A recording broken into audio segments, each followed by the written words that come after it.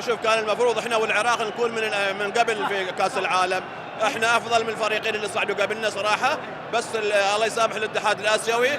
الاتحاد الاسيوي صراحه يعني ظلم العراق وظلم الامارات. تحز بداخلك موضوع الاتحاد الاسيوي؟ والله اكيد الاتحاد الاسيوي ظلمنا وظلم العراق صراحه. احنا ما بالعكس نتمنى الفوز للاشقاء في قطر والسعوديه اخواننا وهذا، لكن احنا نريد العداله. كره القدم تكون في الملعب. احنا موضوع الاتحاد الاسيوي نوعا ما سوى ضجه شعبيه بالعراق، مستائين كان معظم الجماهير بسبب قرارات الاتحاد الاسيوي. اسوء اتحاد صراحه في هذه الفتره بالذات، لانه العداله في كره القدم انه الفريق الافضل في المعدل او الافضل في التصنيف هو المفروض يلعب على ملعبه، واذا ما كان يلعب على ملعبه على الاقل يلعب في ملعب محايد، مثل ما حصل في الادوار الاولى.